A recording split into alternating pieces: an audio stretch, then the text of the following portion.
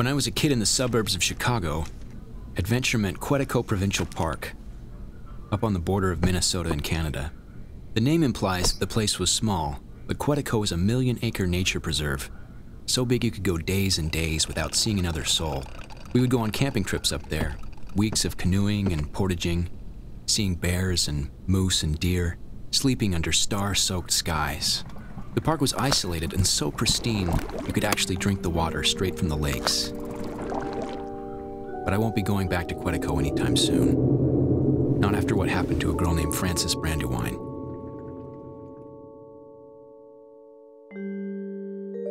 Frances was 17 at the time, black-haired and with a reckless nature, determined always to leave the well-trod path, to break new ground and be alone. A few years ago, Frances was up in Quetico with her family.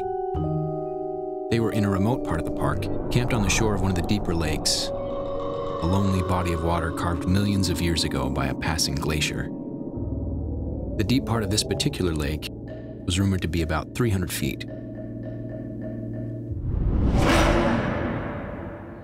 One night after her family went to bed, Frances took the rowboat out, planning to find a quiet spot in the middle of the lake,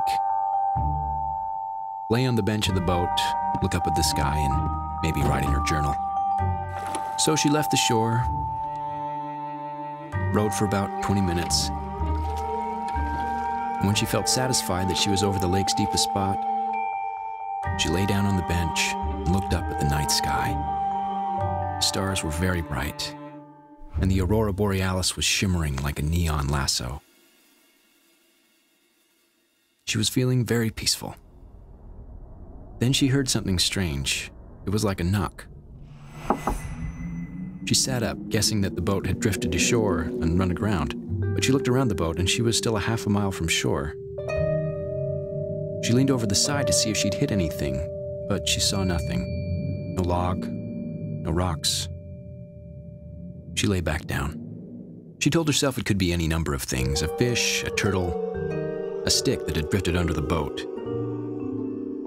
She relaxed again and soon fell into a contented reverie. She had just closed her eyes when she heard another knock. This time it was louder, a crisp,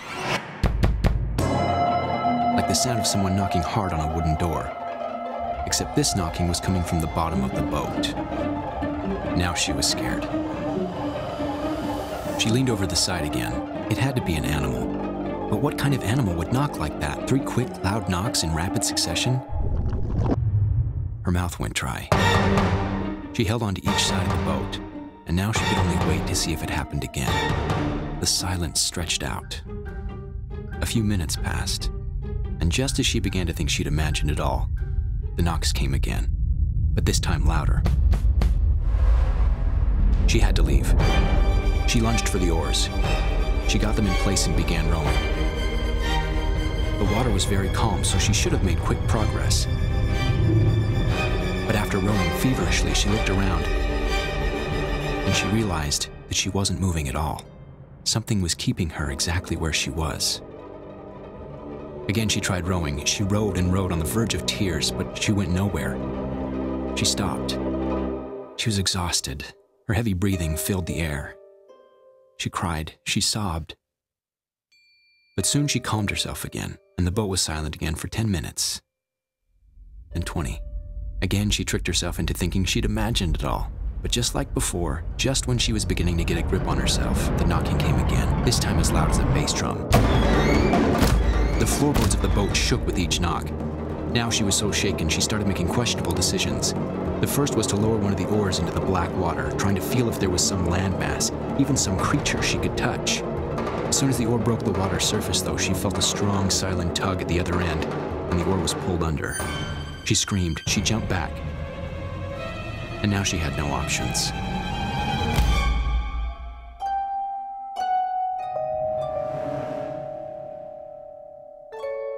All she could do was sit and hope and wait. Wait for the morning to come. Wait for whatever was going to happen to happen. The knocking went on through the night. She passed the time writing in her notebook. And it's only because of this notebook that we know what happened that night. Frances can't tell us. She was never seen again. The boat was found on shore the next day, empty but for the journal. On those pages were her frantic jottings, all written in her distinctive handwriting, all but the last page.